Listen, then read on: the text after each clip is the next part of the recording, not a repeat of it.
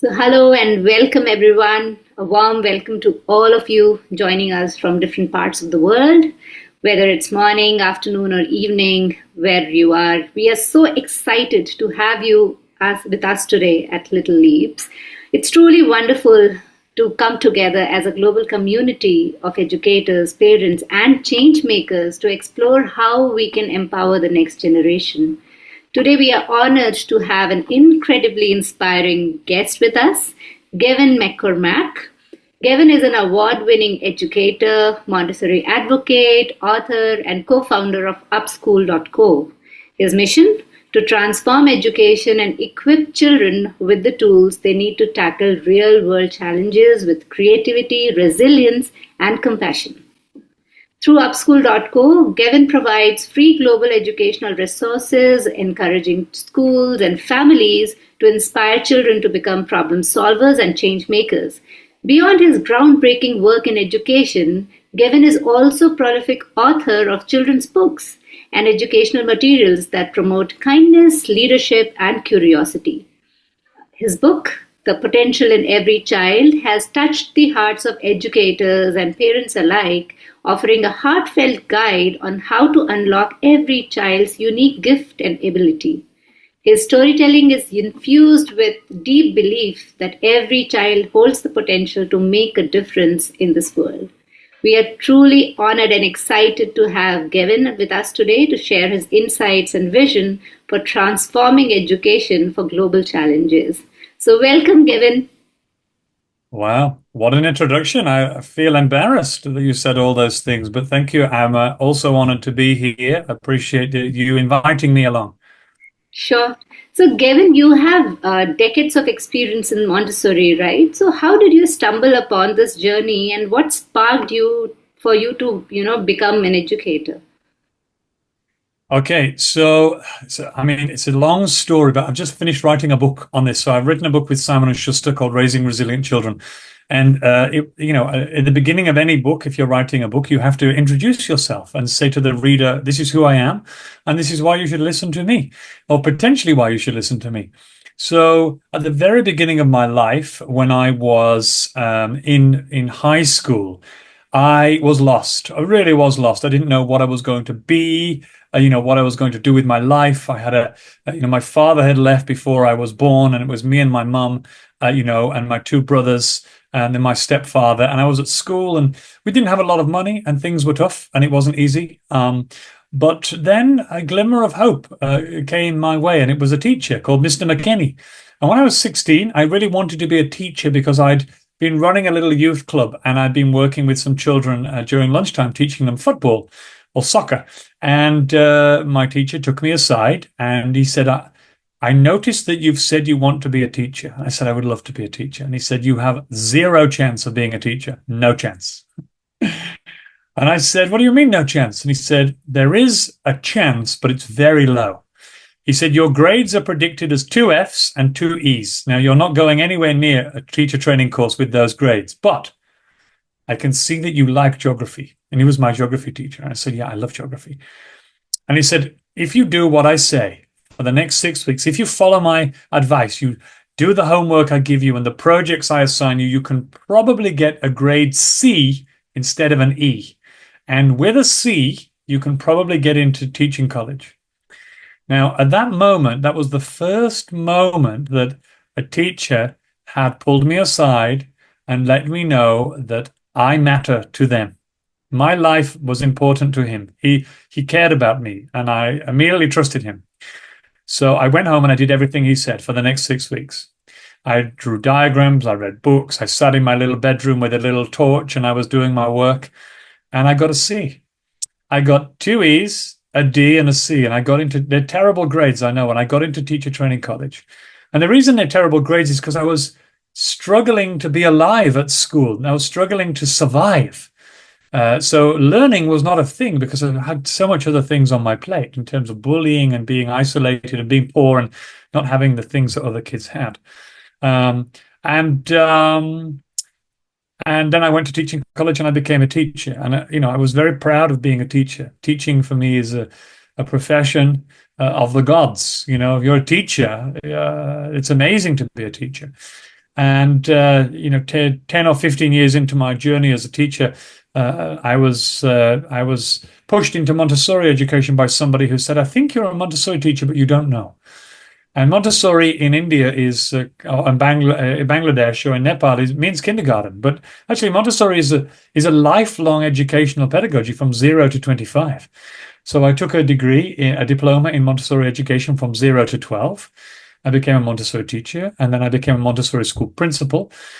And then I became the Montessori ambassador for Australia, and I work alongside Montessori Australia and Montessori Canada, Montessori Spain, Montessori India. I work alongside lots of different organizations, and now I run Upschool with a good friend of mine, Richard Mills. And basically, we bring Montessori principles of big work and service learning, tactile learning, and we give it away to children all around the world for free. And we have hundreds of thousands of children. In fact, in India alone, we have the biggest schools in the country come to Upschool. So CMS, DPS, Dr. Snell Pinto has become a very good friend of mine. Dr. Sunita Gandhi is like a sister to me. Like now, it's going really well and it's brilliant. So here we are. Wow. You have a tremendous and inspiring journey, I must say that. So your journey throughout, from your high school until now, what was it that motivated you to write the books for the children or for the parents? What was the idea behind you writing the books? Especially, I think you started writing books for children first, and Yeah. yeah. Yeah. I mean, I imagine this. I'm a teacher. I'm in a classroom and I have 25 children. And I am not online. I've never been on a podcast. I've never done a TED talk. No one knew anything about me. I'm just a teacher in a room teaching my 25 kids. But, I wanted to be able to show children that if they were being bullied, then this is how they could overcome it. And this is what it felt like to be bullied so the bullies could see that bullying is not great. Because I'd been bullied at school myself. And I didn't, that whole experience was very traumatic for me. There was a boy who used to steal my lunch every day and throw it in the soil and stand on it. For 2 years, I let him do that. For 2 years, I let him take my lunch and throw it in the soil and stand on it on my way to school. I packed my lunch knowing he was waiting there every day for 2 years. And, recently he wrote to me online. He said, I'm sorry. I'm sorry about what I did. I've got children now. And I apologize for the way I treated you. I said, no problem. But I wanted children to realize that bullying is not good. And also, if you are being bullied, then this is how to do it. But I didn't have access to the world because I was just a teacher in a classroom. And I had no following. No one knew anything about me. So I wrote a book about a penguin that gets bullied. And I thought if I write it, then people might buy it. And if it lands in some classrooms and children can read about Sergio the penguin and learn about how he feels, and maybe I can influence some teachers, some children around the world. And that was my idea. So I wrote one book and I got a book deal from a small publisher. And we sold, a few thousand copies around the world. And the feeling was really nice feeling that I had when I was getting pictures of children reading my book. And I was like, oh my goodness, I wrote that book. This is fantastic. But, I didn't make any money out of it. And there was no profit out of any of it. It was just about change. And then I got addicted to writing them. So I wrote 5 books in the end. And I made no money. And I still made no money out of those books, 0. I just wanted to have that influence, over how children feel. And then, I did a TED talk and I got a bit of notoriety around education. So I thought, why don't I write a book for parents about how to be a Montessori parent? If you're a parent in the house who you don't know what Montessori is and you want to have some of the philosophy in your home, I'll write a book so that I can help them with that. So I wrote a very simple book. In fact, I have a copy here, although I didn't know you were talking about it, but it's this book here, The Potential in Every Child. When you look at it, it's really simple. It just has a picture on one page and a very simple amount of text, a small amount. And it basically says, these are the important things for your children. So try to bring them into your home. And I learned these through my Montessori training. But I've just written a book with Simon & Schuster, one of the biggest publishers in the world, called Raising Resilient Children. And that comes out globally in September. And That's 90,000 words. That's a very big book. And I had to do a lot of research and a lot of hard work to make that book happen because it's the real deal. It's not something that I made myself. Now, I have an editor and I have, this can be quite tricky. So that comes out soon and that's going to be exciting. Yeah. Wow. That's lovely. And I think um, your goal to bring in the ideas of bullying translated into writing a book, and this is what you are promoting with young children also, to write a book on the upschool.co platform, isn't it? Yeah, Yeah, that's I one of saw the. the video where this child is sharing his experience of being bullied with you. It's so amazing and Yeah, inspiring. And the work that you're doing is so amazing. My daughter is 12 and a half right now, and I really want her to write something, but she's not motivated yet. I hope someday. But when you started upschool.co and started making these curriculums for children, it started, I think, during COVID time, right?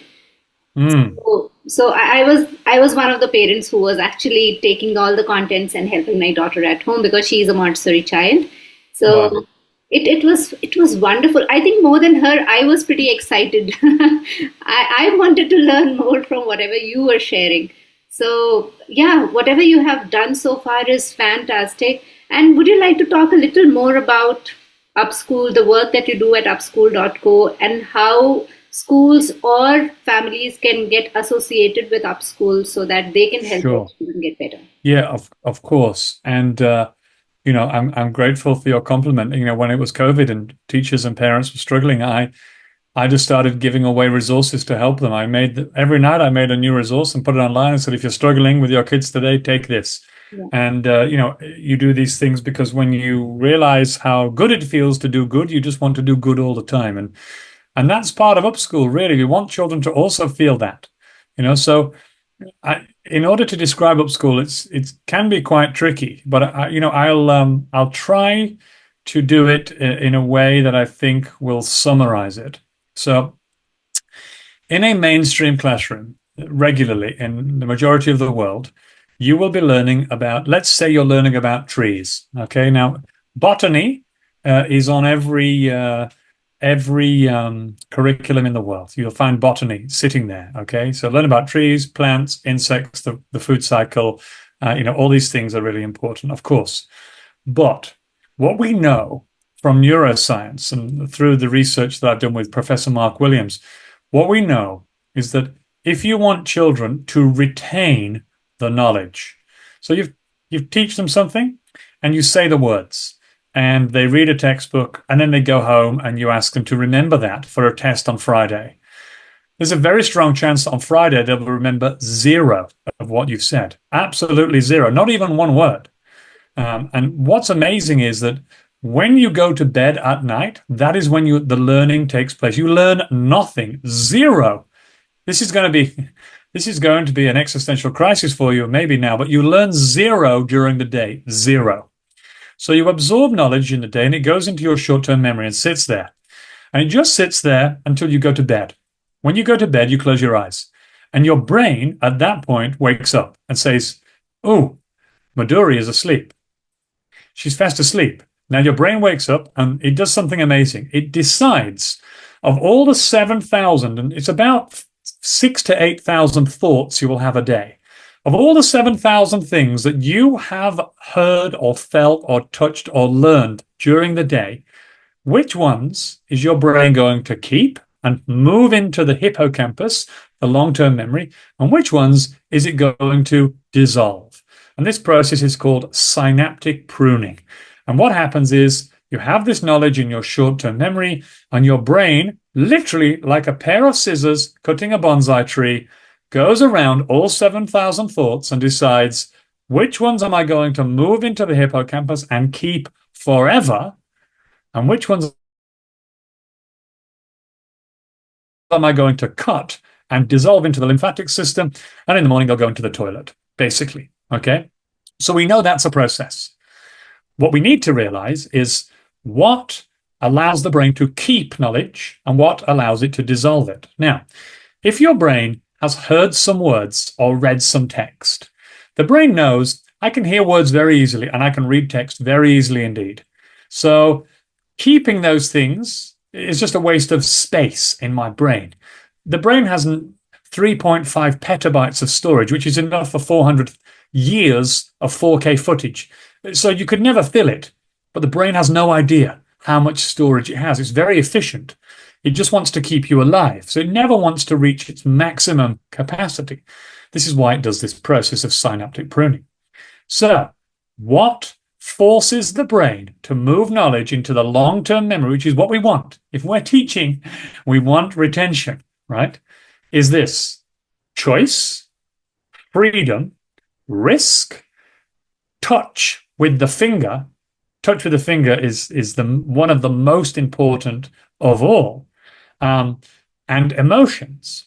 So if we know that touch, choice, freedom, agency, and emotions means that the brain transfers it into the hippocampus, in most of our schools, we say we're learning about volcanoes. Listen to me. I'm the teacher. Don't speak. Don't touch anything. Don't fidget. Don't move. Listen. All the kids sit in silence and listen to you because you're the teacher. Now turn to page 62 of your textbook and read the information on volcanoes. Now answer the questions and color in the diagram. This lesson is finished. Go home and remember everything I've said. On a test, you're going to have a test on Friday. Child goes home, goes to sleep. Brain says, ooh, little Tommy's asleep.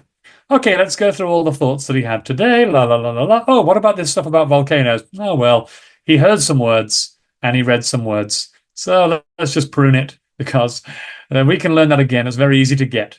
Chop, chop, chop into the toilet. Now, go to a Montessori school or go to a school that's future focused or one that's aware of this content. And the teacher says, okay, we're learning about volcanoes. Or it doesn't matter what the subject is. Let's pick snails. We're learning about snails. Now, I'm not going to show you a video about snails. Why would I? Snails are everywhere. I'm not going to go into the textbook about snails. Why would I? When I've got a real snail that I collected on the way to school. Look, it's on my table. Kids say, oh, there's a snail on your table. Now, we see snails all the time. Suddenly there's a snail on my table, and I must always start with the superlative, which is the maximum. You must always begin with what's called the educational hook, which means if you're going to say some words about something new to a child, you better make sure the first words that come out of your mouth are the most inspirational, most amazing things you've ever thought of in your life.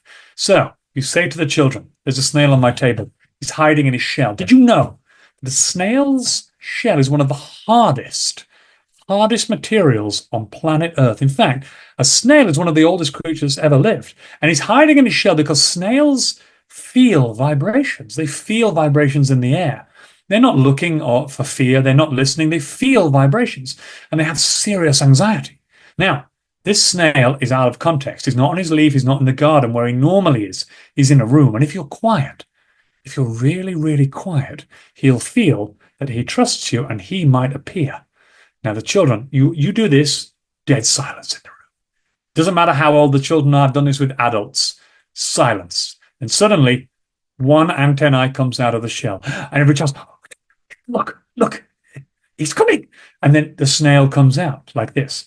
Now, you continue with your inspirational 5-minute pitch about snails, about how a male follows a female using the trail and perfume was invented using snail trails. And you continue with your inspirational content that you have, right? I'll give you one now that you'll never forget. They've got more teeth than any creature on the planet. They've got 7,000 teeth. Okay? No creature has more teeth than a snail. There you go. Okay, so you won't ever forget that. Now, you say to the children at that point, now, who's interested about snails? And kids say, oh my God, I'm so interested. You say, look, I've told you about snails. You can now choose any insect or any creature under 10 centimeters that exists on this planet. You can work with whoever you wish. And you've got 1 hour to produce anything you like. But in 45 minutes, you're going to come to the carpet and you in your group, in your pair, individually, you're going to teach the rest of the class about your creature that you have chosen. Off you go, goodbye. And if you are at any moment free during the next 45 minutes, you can come over to my table and you can gently stroke the snail's shell, right? And you let the kids go. Now, There's 1 minute of chaos while everybody works out. I'm going to work with you. Oh my God, what am I going to build? I'm going to build a model. I'm writing a report. I'm going to do this. There's this bit of chaos. And then 2 minutes later, there's this beautiful lull of calm. And everyone's working independently. They're chatting, they're talking, they're creating, they're painting, they're cutting, they're building. They've got the books open, the iPad, they're researching, they're talking. It's amazing. 45 minutes later, every child comes to the carpet and they bring their project, whatever it is, and they teach the rest of the class. This is an ant. Me and Thomas decided to draw a picture of an ant, and we've labeled it. This is the part that, and they teach. And at the end of the class, everyone goes home. That night, they go to bed, close their eyes, and their brain says, okay, what happened today? What 7,000 thoughts did you have? Oh my God, you got to choose. There was risk that you might get it wrong. There was a risk that no one was going to sit with you or work with you. That was quite daunting. We better keep that. There's an emotion attached to it. Hang on, did you touch a snail? Did it burn you or bite you or hurt you or sting you? No, we better keep that information because that will teach us later on about survival. So basically, in this lesson you've given them now, it's the same lesson. It's still a 1 hour lesson, but now it's a different format. Now it's filled with everything that allows the brain later on when it goes to sleep to say, do not prune any of that stuff. Stick it in the hippocampus because I'm going to need that information later. I know I'm talking so much and so intense, I'm going on about this, but, just that process of saying you can choose who you want to work with, just that bit, right? Yes. As an adult, if I put you in a room and say you can work with anyone, right? There's a moment where you're like, can I go to another adult and ask them, will you work with me? Maybe they'll say no. There's this emotion attached to it. There's this, it's scary. That can be scary. Now, if you're 5 and that's part of your school, then later on in your life, you imagine the confidence you will have. You imagine the resilience, determination, the self-assurity, self-efficacy you will have as an adult, because that was there as a child. And your brain has remembered that, hey, it's not so scary asking people to work with them, because we remember we did that when we were 5 and 6 and 7 and 8. And so if we want children who are holistically educated with the skills, the character, the morals, the ethics, the values, and the academics, we really have to change the way we teach. Now, in answer to your question, which is a very long answer, at Upschool, all of our courses do that. So they inspire teachers to teach like that. They inspire children to learn like that. And, the results are there for themselves. Children writing books. We had a school in Kerala broke a world record last week. Oxford Calicut School under Dr. Anas, they're the principal. They produced more books than any school on earth has ever produced in one day using Upschool. 116 published authors in one day. We've had children in Dwarka Expressway planting forests with 25,000 trees in Delhi. We underestimate the capabilities of our children, and Upschool allows you to do the exact opposite of that and give them the full keys to the kingdom and say, go. There's no risk. There's nothing to be scared of. We're going to right behind you. So in answer to your question, what does Upschool do? It does that and many other things, but that's why. That's why it exists. Yeah, and that's fantastic. That's really fantastic with so many people, joining you. But I want to ask, this is mostly virtual work, right? So how are you integrating technology so that it is giving that simulative environment which a Montessori environment, technically does? So how are you using this technology over here? So actually, we're not doing that. So I'm not a Montessori. Upschool is not a Montessori platform at all. If you think about Montessori, there's something called big work, and probably you know about big work. And big work is that our students are allowed to take on a challenge regardless of size. Doesn't matter. If they want to plant a forest with 1 million trees, we say yes, regardless of whether they succeed or not. The only part of Upschool, which is Montessori, is the fact that all of our courses are what we call big work. So they get to take on the world's biggest challenges, and there is no limit to what they can or can't do. In terms of tech, we know that tech is good for distributing. It's really good for distributing knowledge. It's really good for getting to all corners of the planet. But we really don't want our children to be looking at screens all day. We know it's not conducive to a a flourishing, a future for those children. We know it's not good. So we use tech to get the information to teachers and to schools, but we really don't want children to be sitting on screens all day, but we do use it. Of course, it's amazing. You can do graphic design, digital literacy, all these things are phenomenal. But what we promote is hands-on tactile learning in the community, nationally, locally, and internationally. And so that's the way we use it. Although we have just released a system where schools can adopt we have a thing called the Upschool Library, and schools can now have their own bespoke library built for their school so that their students can publish all of their work on their own school website to say, this is what we have done at our school. So, if your school children have built a robot that cleans the Ganges out of a plastic box and a fan and a solar panel, they can put that work on their school library, and we build that at Upschool for schools to have. So rather than Upschool just having everything in one central place, we want to give and empower schools to have that on their own site. So yes, technology is important, but everything in moderation is crucial, and technology is definitely one of those things. In fact, I just deleted all my Facebook profiles, Instagram, Twitter, all gone, because I want to practice what I preach. Yeah, that's really necessary. And in today's age and time, I think everybody is getting so easily hooked by these small videos on social media that it's very difficult to pull them away from it. So if adults are glued to the screen, how can we encourage children to be away from it? That's so true. We need to practice what we preach. 100%.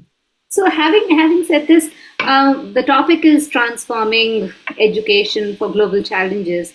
According to you, what are the global challenges that you see, Gavin, and how are you trying to bring in that change in your model, so that we can transform this education system for the future? Okay, so first of all, I'll take my hat off to India in this meeting. I don't know if you're Indian or not, or if there's any Indian people here, but let me just celebrate India right now very quickly. I'm working with a lot of schools in India. Yes. Now, India has something called the NEP 2020. You probably know it, the National Education Policy 2020, which is mandated for public schools. Now, what that NEP 2020 says, and there's many things in there, is it is mandatory to include the SDGs from the United Nations in your curriculum content. Now, the United Nations has 17 goals to save the planet by 2030. We all know what they are. Zero hunger, no poverty. We know these ones. But we can't wait.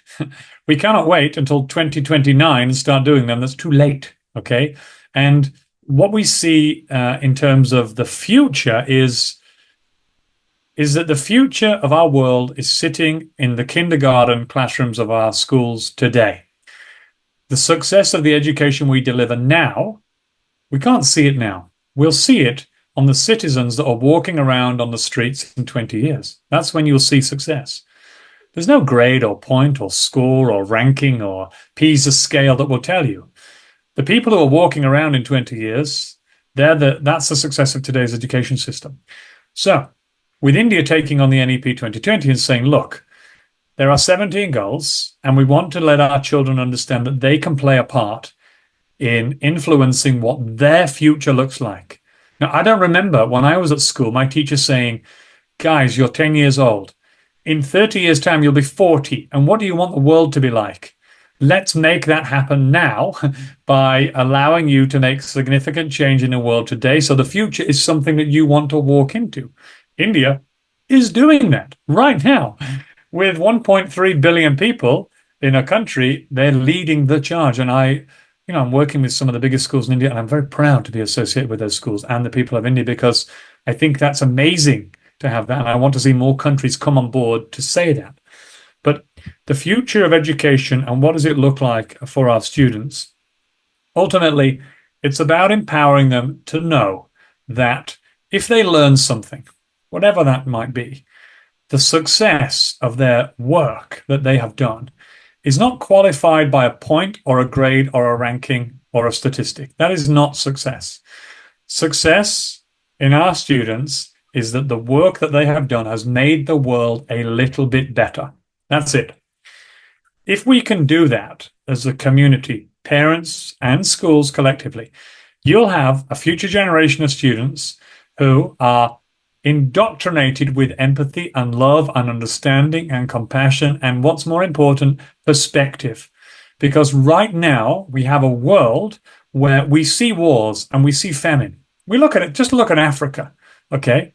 Just look at Africa and the atrocities that happen there with Ebola and war and the DRC and all these things. And we don't even report it. We don't even talk about it, you know? And then there's a plane crash that happens, which everything's tragic and terrible, and 10 people are killed, and it makes major news, and we're also sad and putting a flag on our Facebook status saying, I'm with this country. But what we don't have is perspective. Atrocities are happening all over the world all the time, continuously, and we're not aware that we're all one human race, and we're all equal, and we're all the same. There's this segregation in our world that we're all different, and you're brown and I'm white, and you're poor and I'm rich, and you're tall and you're from this country. Now, that's not the case. The case is we're all equal and we should be treated that way. And everyone, the death or the worry or the torture or the torment or the trauma of anyone is not good, whether they're human, whether they're tree, whether they're insect.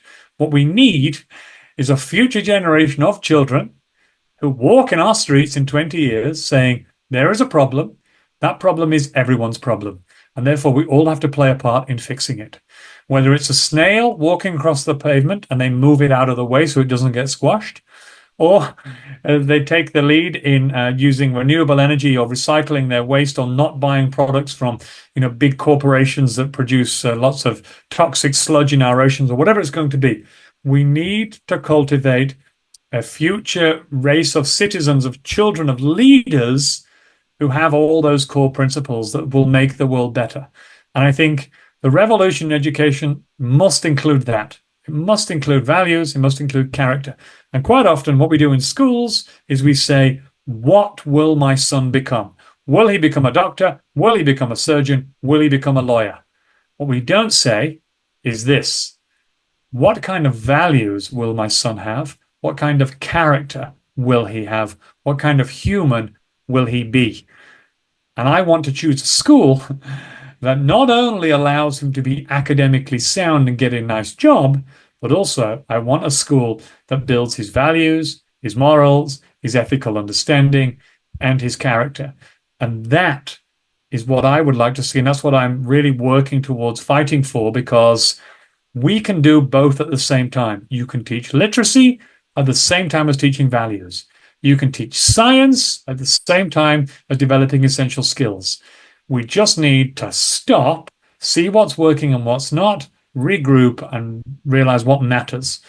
And I think that is, that is why I stay up all night and write these programs and work so hard and travel around the world, because I really want to see that. That would be a legacy that I would be very happy to leave, and it's not my work. The children do the work. You just need something to point them in the right direction, or to nudge them, in the right way, as it were. So that's what I think. Yeah, that's so important. I think every educator, every adult, whether parent or educator, should think in these lines. And but Gavin, right now I think the common concern of each parent's in school, especially when they come and check with the school, the first thing that they ask is, what are the competencies my children are going to learn, and how is it going to help them in future? Now, you were talking about values and ethics, which is equally important, isn't it?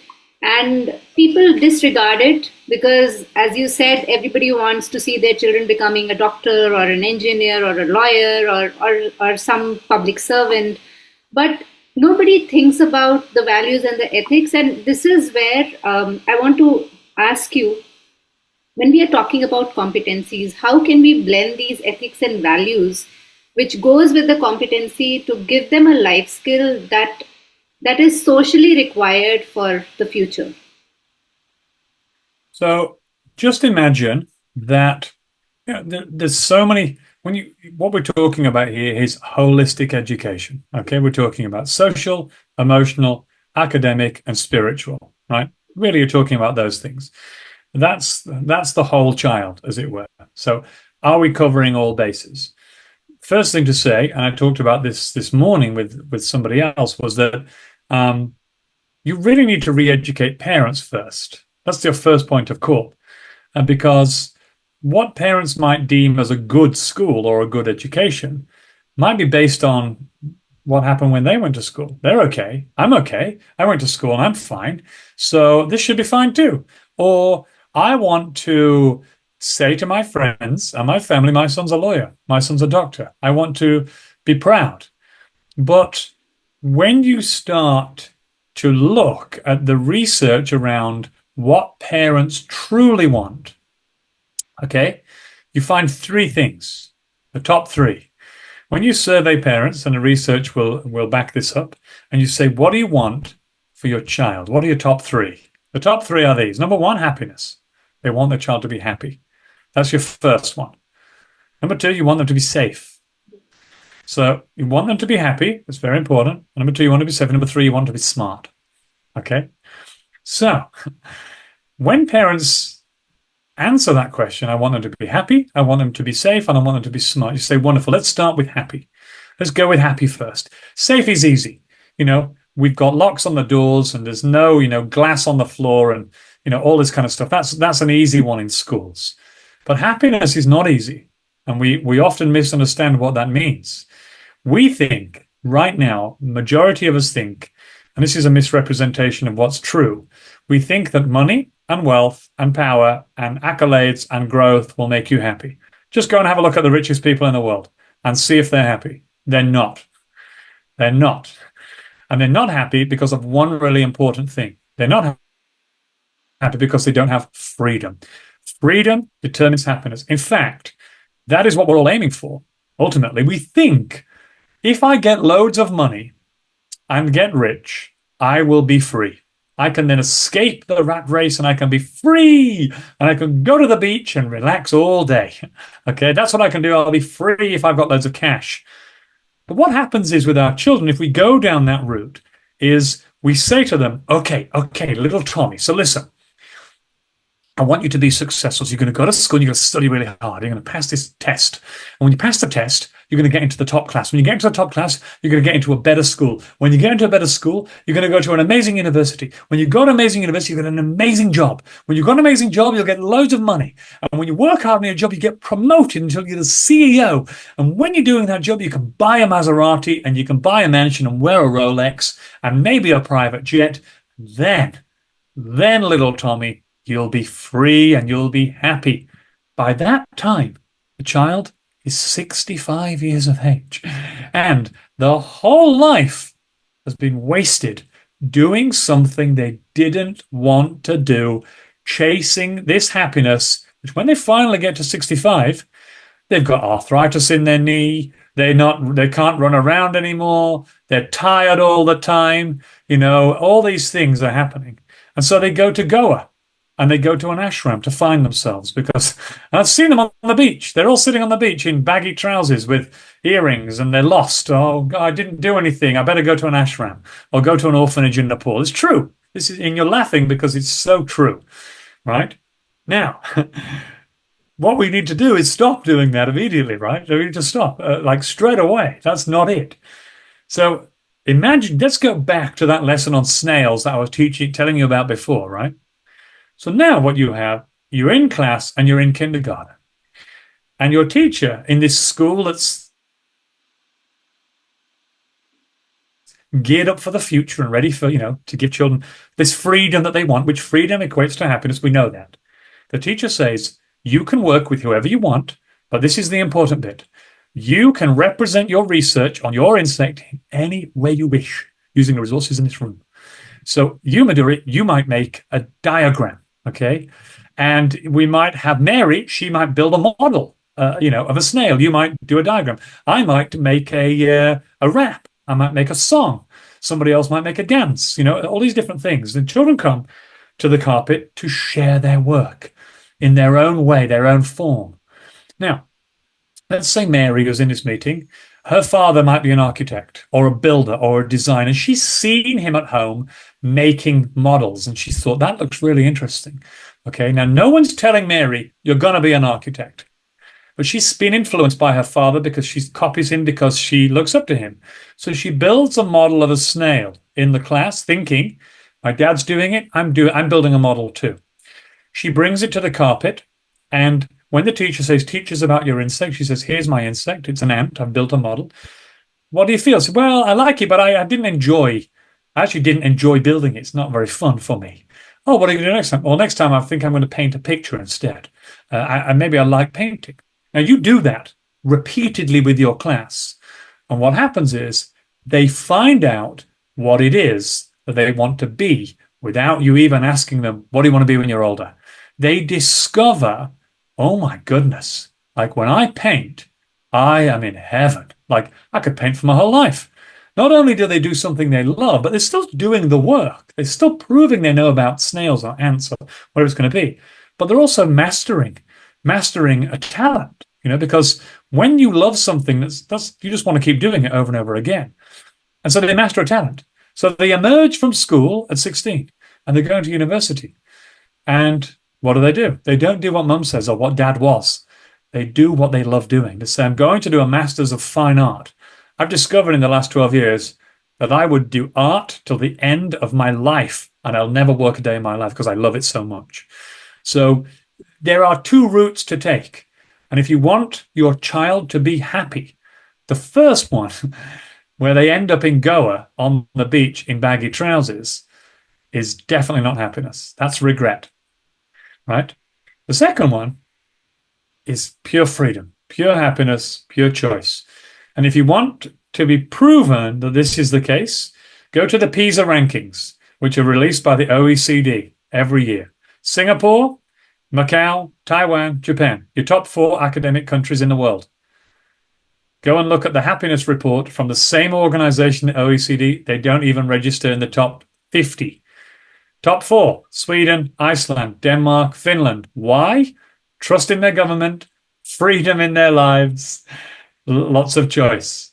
So it's very easy to formulate what we need to do. And I think, if we're talking about the future and what matters to our children, if we want well-being, wellness, and all this stuff, we definitely need to go down the route where they have freedom, choice, and agency. We definitely do not want to see your children sitting on the beach in Goa at 65 with a life of regret and a Maserati and a mansion at home that they can't enjoy. That's what we don't want. So that is my yes. I mean, look, the thing is, I read about this all day. I talk about this all day. I write about this all day. So, with podcasts like this and big questions, we could, you can sit here all day talking about this stuff. And I think what's really important is, and this is why I made Upschool with Richard Mills and my other co-founders, is because you can talk all day.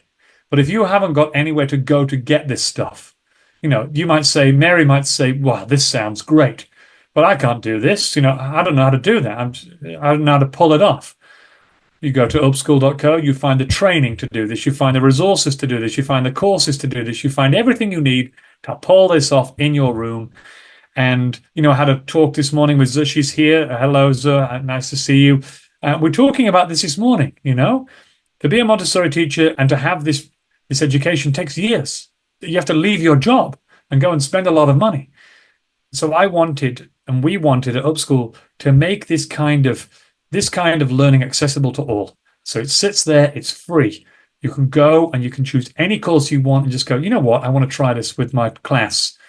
And I promise you, you're not going back once you see it. And what's interesting is you'll be bored as a teacher because the kids won't need you. They're like, I don't need you anymore.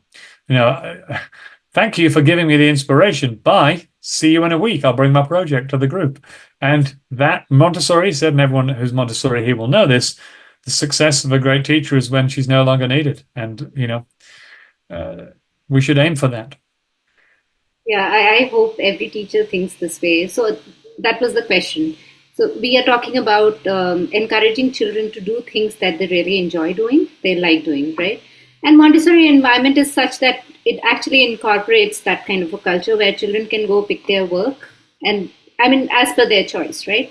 Having said this, especially for any child, I think, not young or old, but for any child, when you take an activity from the shelf I'm just giving you an example of a Montessori Sure. environment.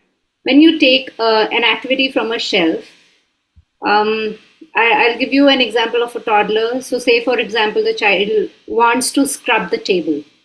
He's washing the Sure. table. Now he gets the entire tray, and he's the most exciting activity for him in that entire thing is to wash the table. But does he like to wind up the entire stuff once he's done? Some children do not, right? Now, I have seen many parents and many educators confusing this idea of letting the child do what they want and then doing the other half on their own.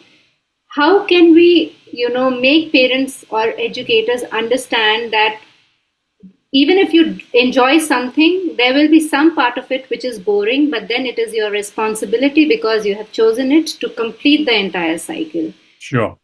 Because I think that is what will give them that ethic and value also, and the sense of responsibility and all that we are talking about to become a whole Yeah. child, isn't it? Of course. Every action has a consequence, and that's the fact, right? So, every positive has a negative, every up has a down. And you're quite right. So it's very simple. It's absolutely a piece of cake. I will summarize it longer, but I'll give you a quote from Montessori, which says, model the behavior you wish to view in your child. Okay.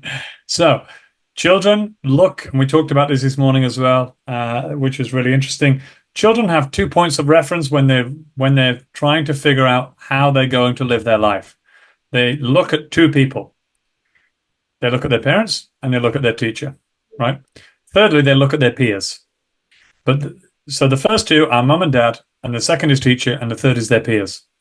So if you want children to follow through on all the process of taking out the material, washing the table, and then putting everything away, they will do it if it's a cultural expectation in the room or in society. If mum packs the bag every day for the child is never going to learn how to pack his bag for school. But if mum says to the child, hey, why don't we get ready for tomorrow together? I'm going to pack my briefcase. Do you want to pack your bag?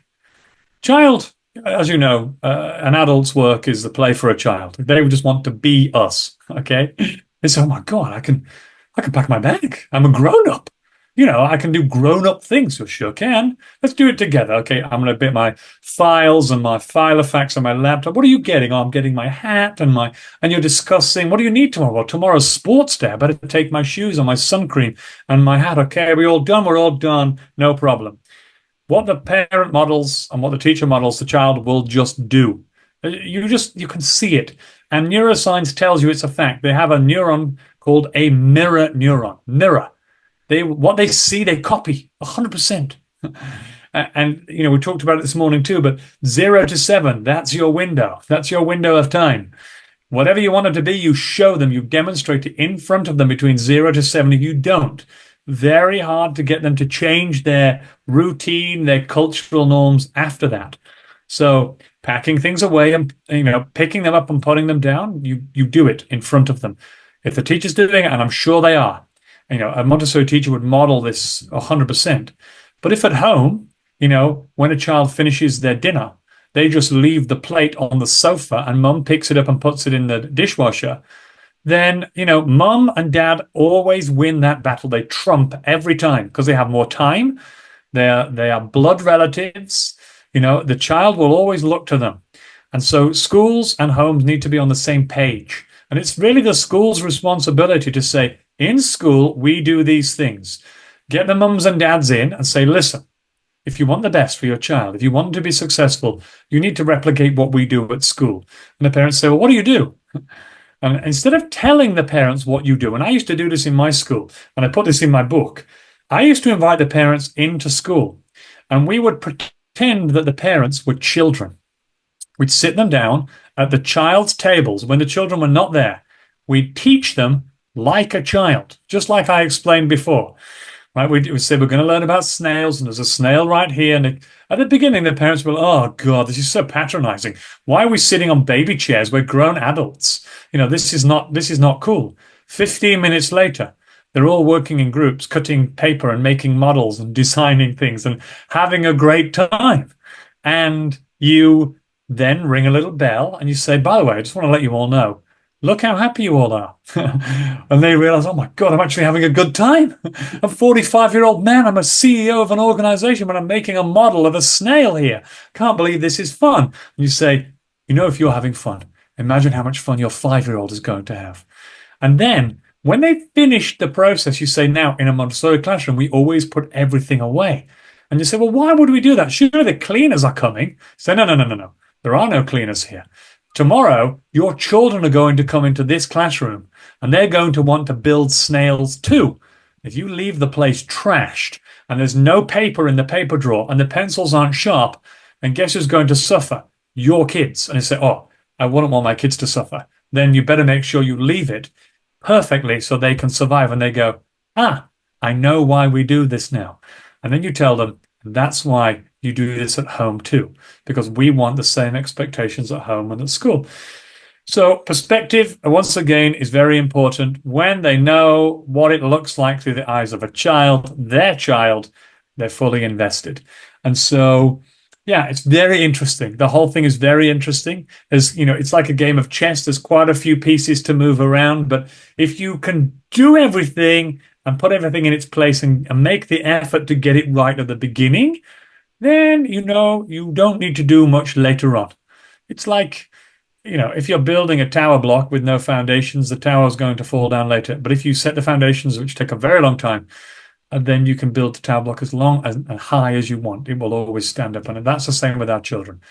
You want them to be kind in front of them. You want them to be, horrible and mean and aggressive, be a horrible and mean and aggressive. That's what they will be in the end. So it's a very easy recipe for me personally. And I've seen it. I've seen it work. I've seen it happen with parents. I'm sure you have too. But yes, it's a very interesting concept. But you can't argue with neuroscience, unfortunately. And that's just how we're built. And once we know that, that's the way we've got to operate. Yeah, I love the activity that you did with the parents and made them understand that winding up is an important aspect of an environment, and not just you, your children need to do that as well. Yeah. Just look at the World Cup in 2022. The World Cup in 2022, the FIFA World Cup in Qatar, okay? When the World Cup was on and countries were playing against each other, there was only one country, one population of people who at the end, as they'd finished watching the game, they cleaned the stadium. And that was Japanese fans. When Japanese fans had finished, when their country was playing, before they left the stadium, they cleaned it. The whole stadium. No other country did it, because you go to Japanese culture. And in Japanese schools, it's not Montessori, it's just an indoctrine in their school system. You clean the classroom before you leave every day. It might sound like torture, and parents are like, why would my child do that? They're not cleaners, they're too high for cleaning. Look what happens to the citizens that walk on the street in 20 years. The cleaners who went to the stadiums in the World Cup in 2022 when Japan were playing had no work to do, because the Japanese people had it already in their ethics and morals and their values. Why would somebody else pick up my garbage? That's not the right thing to do. I'll take my own garbage. But not only that, they cleaned up everybody else's too. So, what do you want? I want that. I would love that. Let's have that. Very easy to do. Let's have a future of that. That would be amazing. Imagine the world.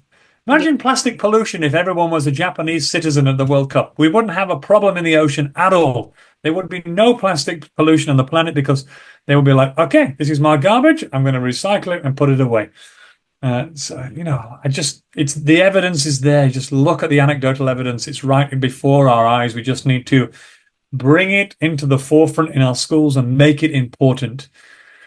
Yes. So there you go. I'm talking a lot, and it's very hot where I am, so I apologize. But yes, it's very insightful. So we are enjoying listening to you, honestly. But now, I'm so sorry to say this, but I'm afraid I have to go at this point. I have a school coming in 3 minutes from Uganda, so I have to go and onboard them. But it's been really great to be here and see two people, Neri and Zura. I know these two people. They become friends of mine, so that's wonderful.